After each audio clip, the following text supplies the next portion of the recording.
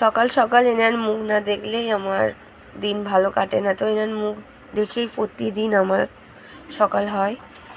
তো যাই হোক, চলে গিয়েছিলাম বাজারে।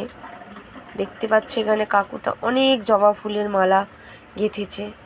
আমি আর আকাশ চলে গিয়েছিলাম, তো এখান থেকে জবা ফুলের মালা আনলাম। একটা ঘরে দেব আর একটা আমাদের পাড়ার থানে দেব।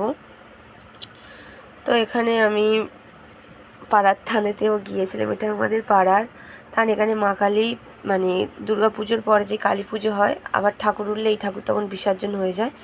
একটা করে ঠাকুর থেকে যায় প্রতি বছর, সেই ঠাকুর যখন আছে এই ঠাকুর বিসর্জন হয়ে যায়। তো কালী মন্দিরে পুজো দিলাম, বাবা শিবের মাথায় একটু জলও ঢাললাম। তো আজকে জানো স্পেশাল ডে একটা আছে, তো আজ রাত 12টার পরে সবাই জল ঢালতে যাবে। তো আমার শরীরটা খুবই অসুস্থ যে আমি এতক্ষণ জাগতে পারবো না, তাই আমি সন্ধ্যের সময় গিয়ে জল ঢেলে এসেছিলাম।